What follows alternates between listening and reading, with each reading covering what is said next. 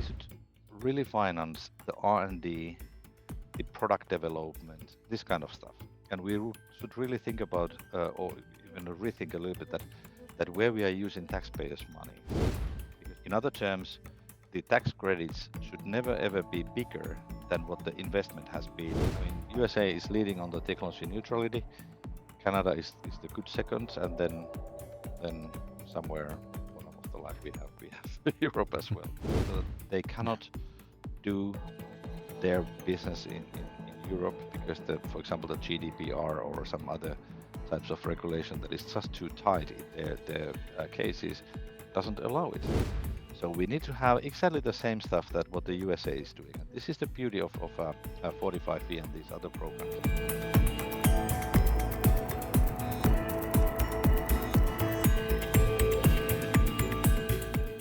If hydrogen had a fan club, Matti Malkamaki would be its president, treasurer, and lead scientist. He's out there turning methane into clean energy while the rest of us are still trying to separate our recyclables properly. At Hycamite, he's perfecting methane splitting because why settle for chemistry when you can do wizardry? He's also leading Bothania, which sounds like a rival kingdom to Wakanda, but it's actually Finland's shot at hydrogen dominance.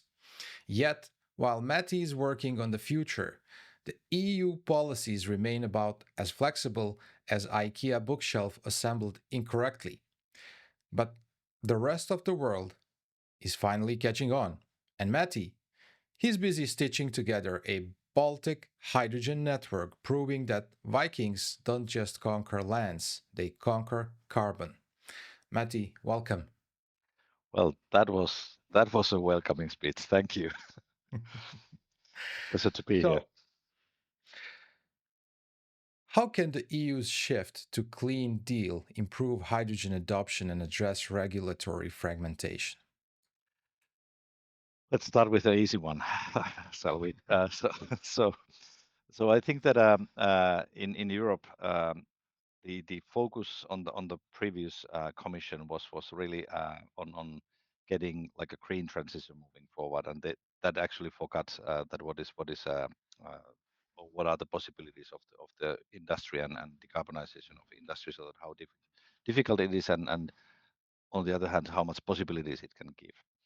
Now, what we need to do here in Europe is that we need to learn from countries like USA, Canada, and even ISO standardization organizations, so that what they are doing in terms of regulation. So that we want to have a driving regulation, so that we need to drive the decarbonization and cutting the CO2 emissions in one way or another. And on the other hand, we need to focus on the emissions.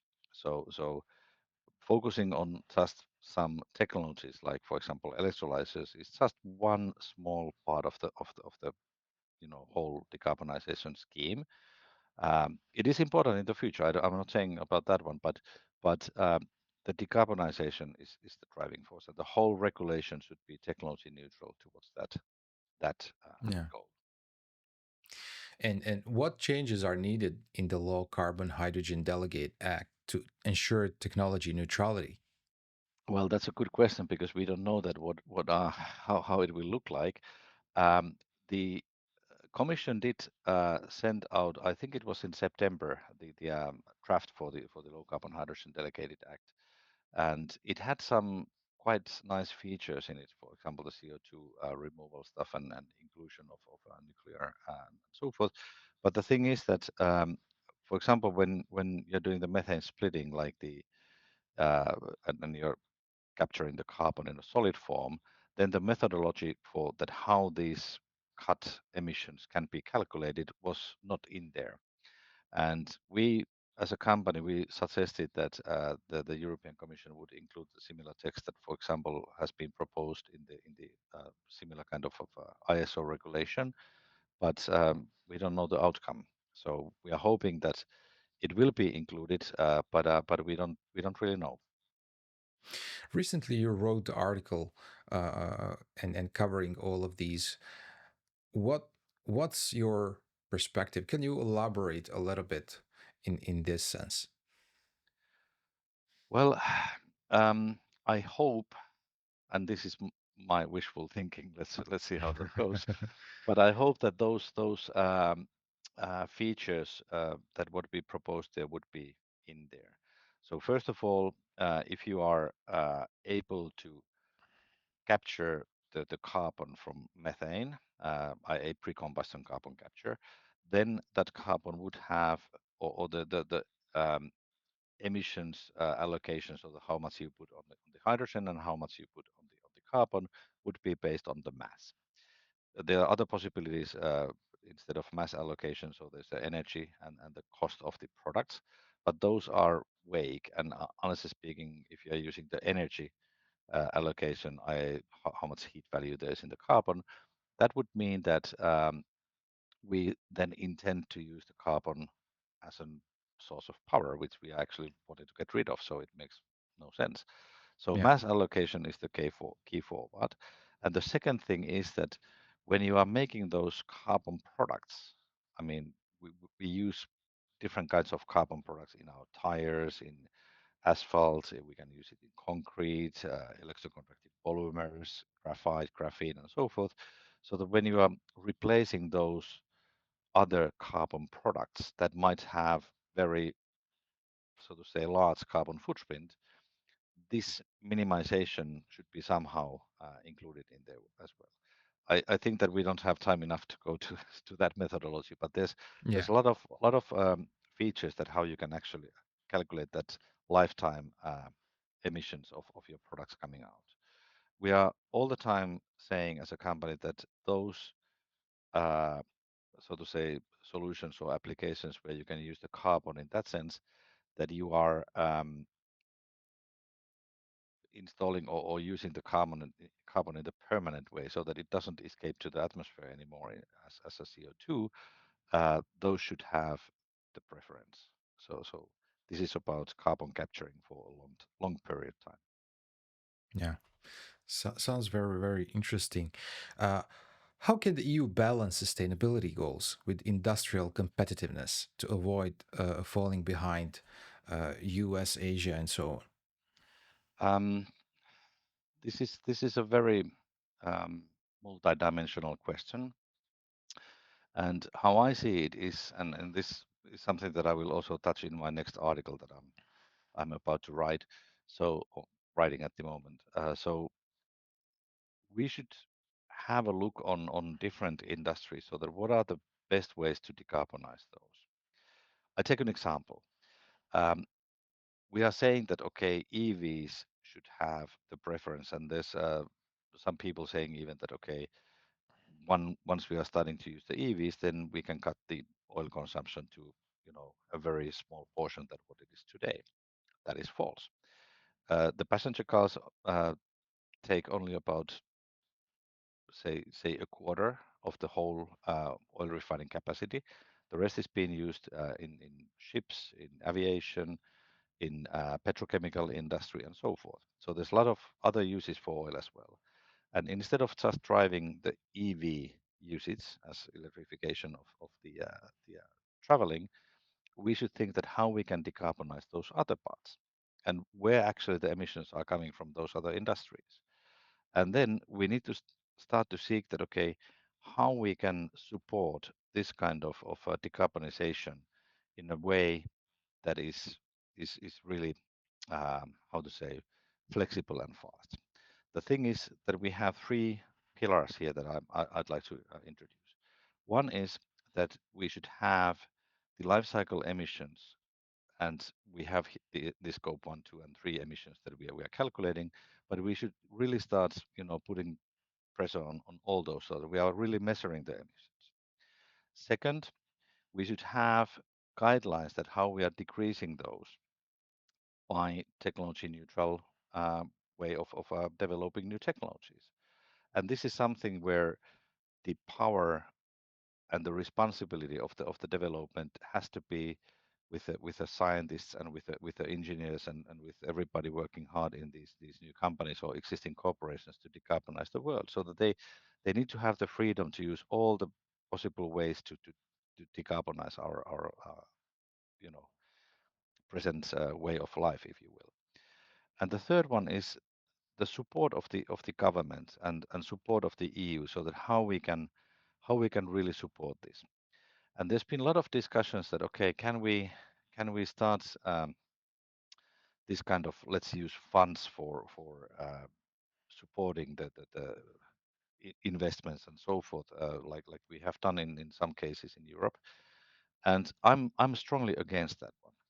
So I think that we should really finance the R&D, the product development, this kind of stuff. And we should really think about, or even rethink a little bit that where we are using taxpayers' monies. Because when you have money on the bank account, say EIB or whoever, where we have this, or the RRF funding, and we are seeing that okay, there's uh, investments that we want to do to make the transfer. This is only a fraction of that financing possibility that what we can use from the private sector. But the private sector needs to see that how they can really make these investments and get the things moving out. And for this one, tax credits is much better way.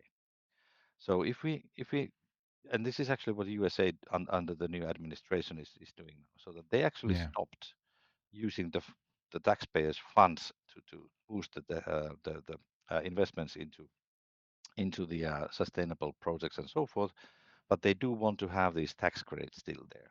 This is quite clear that what they have stated out. And I mean, if you think about European countries, if we are using the subsidies, taxpayers' money, then we can say that countries like, for example, Finland or Sweden, where we have a low carbon footprint in our power grids, we can't support the new investments that much that they would like to come here. But even the small countries can give the tax benefits so that we are all on the equal level here. Yeah. And that benefits for also countries like Germany, for example, because instead of just putting their monies on a couple of big projects, they can actually open the door for all the investments. We just need to make sure that these tax credits do not work against the government's own funding.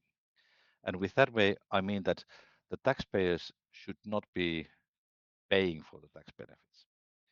In other terms, the tax credits should never ever be bigger than what the investment has been, i.e., um, when we are making investments to a, say, industrial facility, and we are, hiring labor, we are organizing, components, we are paying for the VAT and so forth.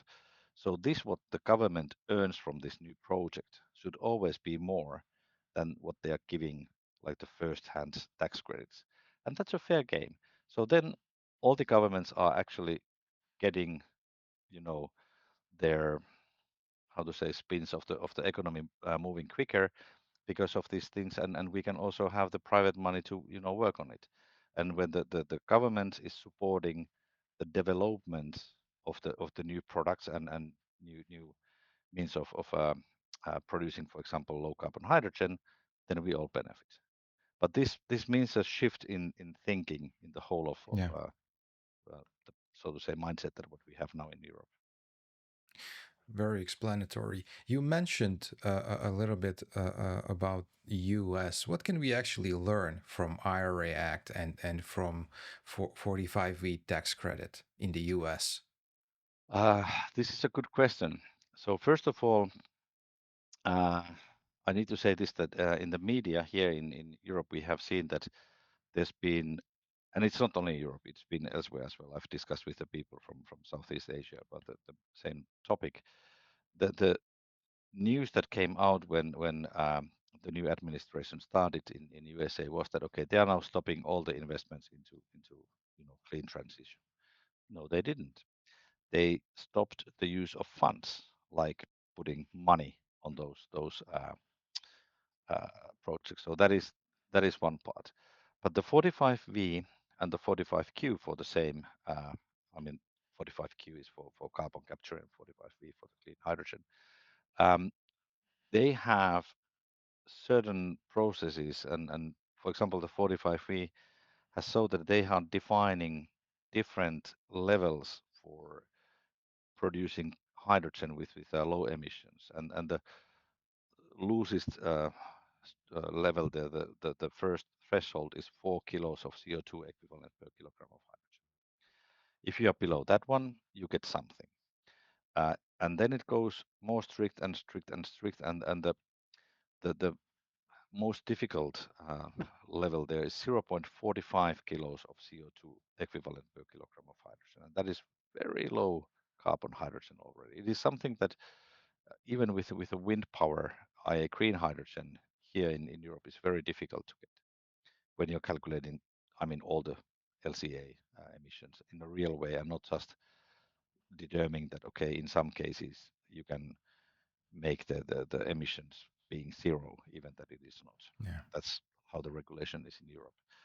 Um, on but the another beauty of this 45V is so that you have like a base credit that you are getting, and you are getting this additional if you are also fulfilling the social requirements.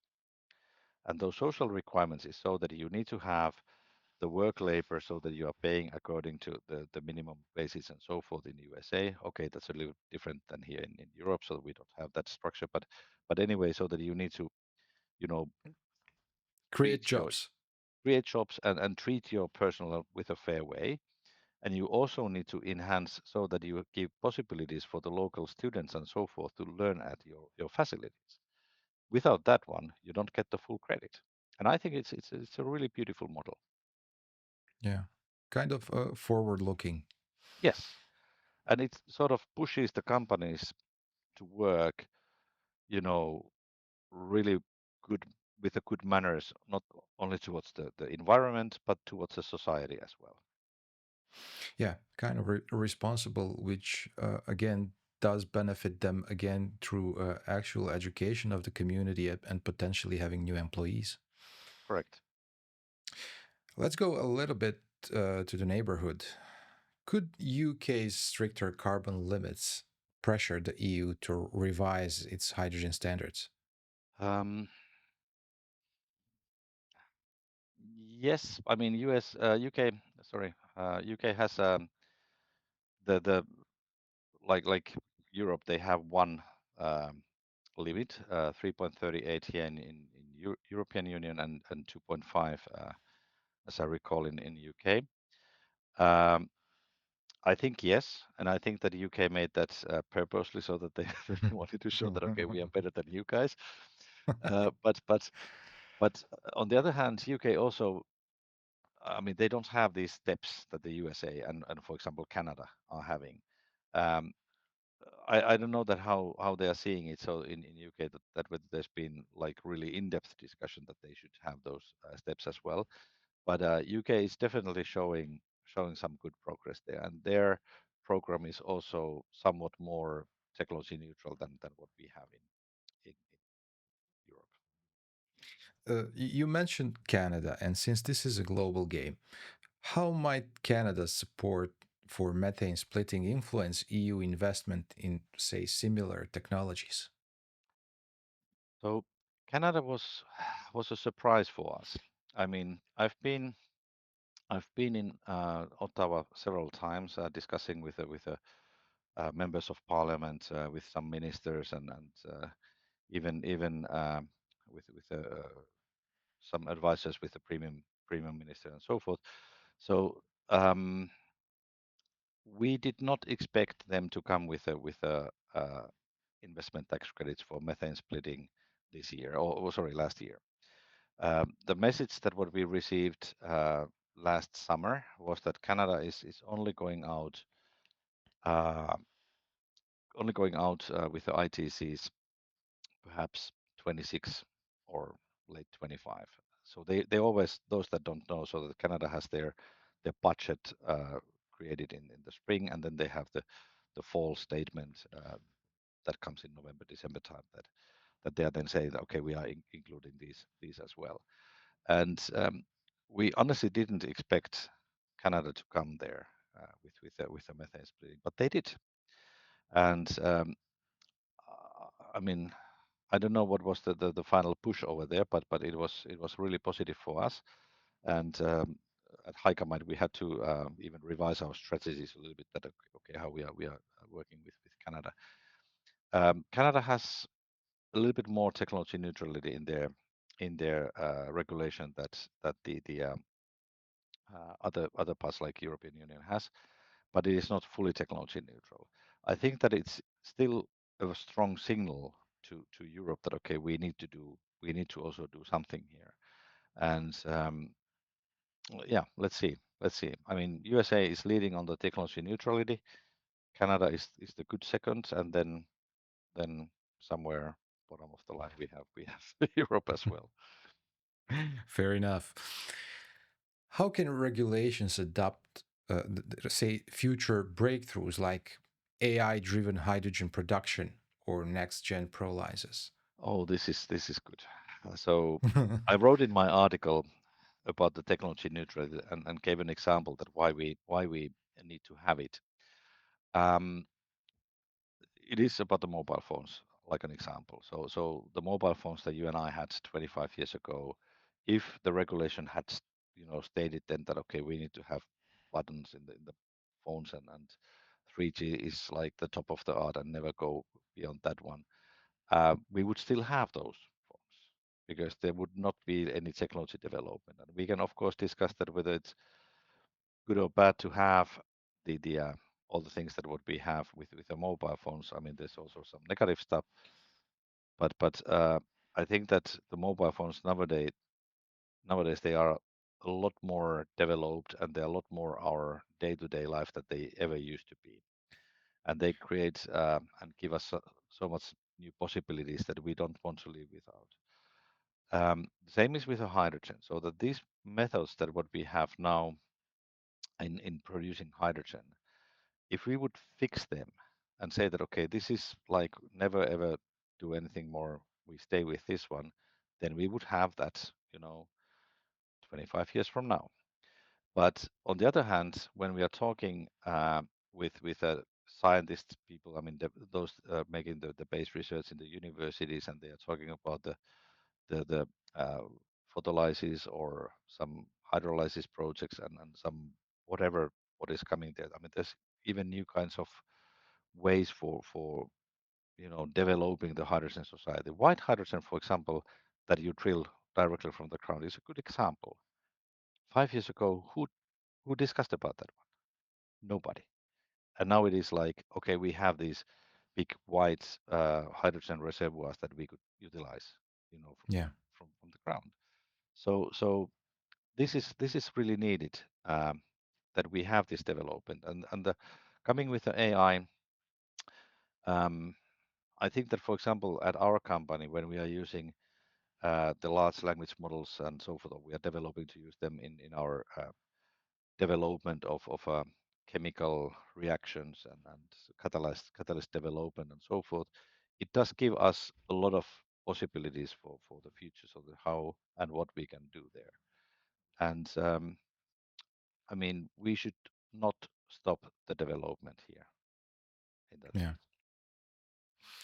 But it seems that these regulations do slow down a little bit, not just hydrogen, but also AI and Mhm, and other fields. So I I believe that something has to change mhm. in that sense. Yes. What do you think? Um, I mean, the everything in new technologies and so forth follows quite sharply the this hype curve that you have seen. So that first there's a big Yeah. hype, and then there's a like bottom of it, and so forth, and then it becomes like mainstream. And I think that this is the same with hydrogen. We are now talking related to green hydrogen. We are talking hydrogen winter here in Europe, so that the investments have not started the way that we prognosed. The 10 million tons of renewable hydrogen by 2030 as an annual production is just a wishful thinking. Good that if we reach, 1/4 of that one. Um, and the same with AI, so that there was a lot of stuff happening with the AI that okay, it will do this and that and so forth, and it will, really develop itself from, you know, so that it will be like part of our everyday life and so and all this kind of stuff. Now we have seen that the AI started with ChatGPT. We had these all the Microsoft Copilots and so forth that we are using in as part of our everyday tools. I'm, for example, using that as a research so that when I'm writing articles, it is good way to find some new information from the internet. But other than that, how much we really use it and how much like there's development that goes into the deep deep structures that what we have in the chemistry and physics and have that as a part of our everyday product development that will actually help the mankind. That's still coming. Whether we are talking about the DeepSeek or Copilot or any of these um, AI models, they are large language models, LLMs, so that they need to have a huge amount of data from the from where they are, making like prognosis that what kind of word should be then, next and so forth. So it's been discussed that whether that's even AI in that sense, so that how intelligent is that? Yeah, And true. you have this that's okay if you have um, like how was it? So that five digit numbers times five-digit number, and you show that to Copilot, so that what is the proximity that it actually can calculate it right, and it's Yeah, close to zero. I mean, it doesn't work that way. Now we have, I think that where the AI really becomes helpful and really will start changing the world is that when the industry will take the AI as of their tool. So I'm sitting here at the Kokkola Industrial Park in Finland at the moment, and I see our uh, customer sample facility here in front of me. I see some other industrial plants here. We have big producers here like Boliden, Umicore, Servoa, Cap, and so forth. And when these companies are starting to use AI and showing their processes, that how they work and how they can optimize, their own use, that will actually give a huge benefit for the whole stuff. I yeah, visited last week a customer in USA, and they showed me that when the emissions, tax was stated in their state, they started this emissions, deduction process. And just by organizing or planning their operations in front hand and estimating that what has happened in the past, they were able to cut their CO2 emissions to half. wow, This is something where AI can help. yeah. So it's all about helping the decarbonization. That's how And I want to see it. yeah, yeah, it makes so much sense. But the question is, uh, can we use all the available AI tools? Because here's an example. Currently, people in the US can use OpenAI's new Mhm. operators on their computers, and Correct. that's you know a much more helpful than just using ChatGPT. But that one is still not available in the EU. We're waiting for regulations. Can this Yeah. slow you down? Yes. Yes, it can. Um, I mean, already now we see, and this was written in the Truckies report here in European Union, that we are seeing that industry is fleeing Europe because of the regulation. Yeah, And I was recently, when Mr. President of Finland, Mr. Stubb, when he made a business delegation trip to Norway, I was participating that as part of the business delegation, and we had there some other startups from Finland as well, and some of them were working for the medical industry. I mean, and I had to ask, okay, why Norway? Why why not? Because some of these companies didn't even have a like a prototype project in Finland, so that they were seeking for the first ones to be in Norway. And they said that there's only one reason, the regulation, so that they yeah, cannot do their business in Europe because for example, the GDPR or some other types of regulation that is just too tight in their cases doesn't allow it. Yeah. And this is where we are at. So the regulation, well, we should deregulate in Europe, and this is something that we have seen now. For example, the even the French politicians that typically are for regulation, they are now against it. So I really hope that this will change. You mentioned a little bit a three-pillar principle. Could a phased transition ease the operational complexity of this three-pillar principle? You mean three pillar principle in terms of producing green hydrogen, Yeah, or okay. So that three pillar principle, for those that are listening this and don't know it, it's about how to produce the green hydrogen with a low carbon. So first of all, some facts. So that electrolysis is using so much power that it is really essential to have all the power or most of the power as a renewable, thus well low carbon. Um, the Germany, for example, has now, as I calculated, so that last year the average CO2 emissions in terms of CO2 grams of CO2 equivalent per kilowatt hour in German network was 324. And this means that if you would produce the green hydrogen with that kind of power, it would have actually more carbon footprint than the so-called gray hydrogen with an SMR has. So it would be dirtier. And this we don't want to do. I mean, we don't want to start using hydrogen that is causing more emissions than the existing way. Now, for that one, we have created a so-called three-pillar principle so that we have the uh, so that the renewable power has to be new so that we don't use the existing one because the existing one already is part of the grid system. And if we would use that one, it would actually cause more emissions elsewhere. Second one would be that the production has to happen at the same time so that you are really using that power.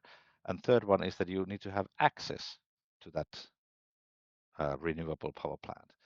So you can't use power produced here in Finland in Spain. That's like yeah, the big picture. So you need to be able to show that okay, you have this infra there. This is all required in order to have the renewable hydrogen or the green hydrogen low carbon. And this is also the reason why we only have the 3.38 here in Europe, because when there's Dunkelflaute, so that there's no wind or no sun, you need to take some support from the grid. And if you take that one, then what do you have like an average carbon footprint? Then it actually will raise to close to that figure, so that okay, it's 3.37 always in Europe, because you of course want to produce as much as hydrogen as possible. But this does cause, I mean, this whole principle, this has caused some volatility in the power grids. It will cause some volatility in the production and so forth. And for this kind of balancing, AI models could be really good ones. We had this what we called fuzzy logic in a couple of decades ago, and they seem to be very powerful in making this kind of energy balances and optimization tools and so forth. And I really anticipate that this is also will be the case here in Europe. We are here in this Bothnia area where I'm now, so that we are starting to build gas grid. The national gas grid company here in Finland, they're starting to build a hydrogen pipeline. And I've been often asked that, okay, whether that's really needed. And I'm saying that the decarbonization of the industry here can not happen without the infrastructure. It yeah, may happen with the infrastructure. It's not like that it will happen, but it may happen. And but it is a little bit same than talking about streets and rails and so forth. If you don't have infrastructure, then where's the business? yeah, Live in the exactly. forests. Yeah. So let's try to find a cure. What short term policy fixes could reignite investor confidence in Europe's hydrogen sector? Um, I don't think that there's like um like kind of everything that we can do easily like that. But I think that what should happen there are a couple of things, perhaps three. So one, uh, we should really officially say that okay, we start the deregulation and we go for technology neutral regulation. We get the low carbon hydrogen delegated act out and so forth. Second one is that we need to have uh, confidence in the regulation. Let's take an RFNBO as an example, the renewable fuels of non-biological origin, that defines that what kind of fuels you can make with a renewable hydrogen. So this is very complex um, directive that shows that okay how you can do those renewable fuels.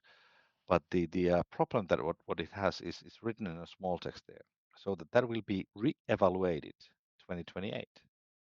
Now, if you were to make an investment of say 500 million euros, and you know that the whole regulation that you are basing your investment decision on will be re-evaluated on 2028, would you do it? Yeah. No, you wouldn't. So we need to have exactly the same stuff that what the USA is doing. And this is the beauty of 45V and these other programs as well. Because the thing is that they are bipartisan and bi-chamber deals. This is often forgotten. They are not something that Biden did or they are not something that someone else has done. They are supported by both parties and by both chambers. And this gives the investors the trust that okay, if I play according to these rules, a lot has to happen in DC that my business goes down. So this we don't have it here in Europe. I mean, we have multiple parties, of course, um, and how the European Commission is doing, it seems to be very difficult for them to rethink or think beyond the 5 year period. This should change. How? I don't know. You mentioned US again, but how might the new administration's pause on grants impact this transatlantic hydrogen collaboration? Um, it will have effects, Yeah. but I don't. I think that it's a little bit too early to say that okay, what kind of effects there will be because the tax credits are still there, and according to many sources that what we have and what we have been able to read in the newspapers and in some analyst documents is that it is very unlikely that they will disappear. Very unlikely, because the new administration many times also themselves have said that they like tax credit to boost up the investments. So if that is the situation that we have this tax credit program still in USA, it will boost the investments there.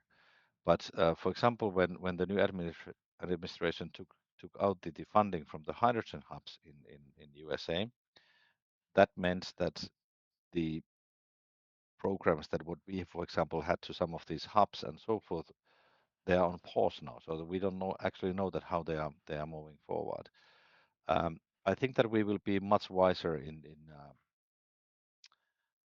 perhaps 6 months time or something like that one. Let's see that Yeah. how it goes. Where do you see hydrogen in, say, 10 to 20 years? Hydrogen production methods, what methods do you foresee dominating, and what decisions today will enable that future? Well, I have to say for my benefit, so or my company's benefit, that of course that I see the methane splitting being like the major major stream of hydrogen production. No question about that one.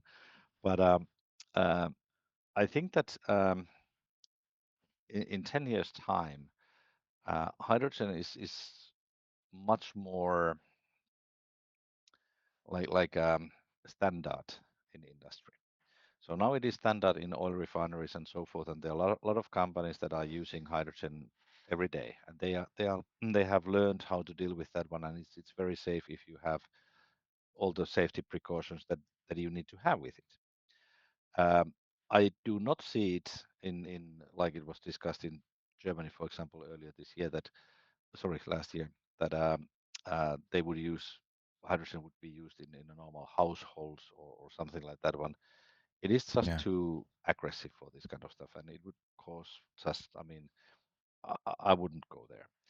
Um, we have seen. I mean, of course, in the startups you do some of funny stuff as well, and we decided to order a couple of years ago 2 hydrogen barbecue grills, and we are every now and then using them, of course, for the staff, and it's lots of good fun. Um, but but even when we are using them, and we know that okay, how careful you have to be with that hydrogen bottle, how far away that has to be from the barbecue grill, what kind of precautions you need to have, so that you need to tie that bottle, up Yeah. and so forth, and so forth. Oh no, this is not something that a Yeah. normal man from the street, would do. It's just not that. So, but I see that the hydrogen will be part of the decarbonization policies that what we have. It will not be so much hyped that it is nowadays, but it is a good means of decarbonizing part of the industry, and it's a good business in that way. That's how I see it. Now, now, actually, the question that should have started this interview, but we had a little bit more harder topics to cover. Mhm. What's happening in Hycamite, and how that story is advancing? Well, first of all, we are almost 5-year-old company. So 19th February is our certificate, entry to the trade register, and it's now in 12 days from this interview that we will have our 5-day, our 5-year birthday. We are about 70 people now. We have strategic investors from Japan, two associates and Mitsui Osco Lines, uh, two from central part of the Europe, OMV, and from Austria, and Petrom from Romania. We have a lot of interest from USA, from Japan, from other parts of the world, including Middle East and so forth. We are starting the decarbonization project onshore. I mean, on industrial sites first, but we are on the other hand also developing the offshore. I mean, maritime decarbonization. And not even in my wildest dreams 5 years ago, this would have been so fast. So I think that we are doing something right here, and I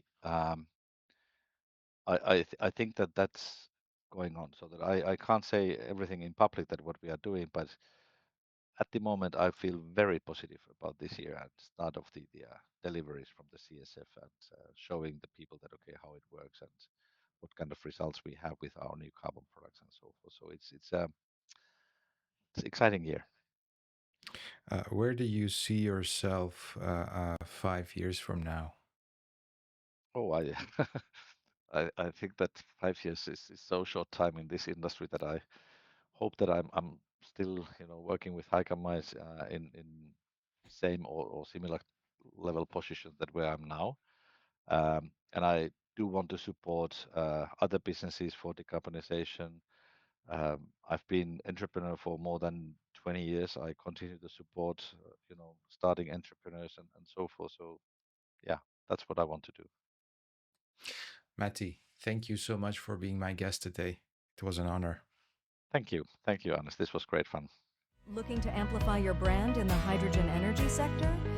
Welcome to H2 Energy News, your go-to platform for impactful industry insights. Every month, we connect with over 80,000 visitors and generate more than 251,000 page views.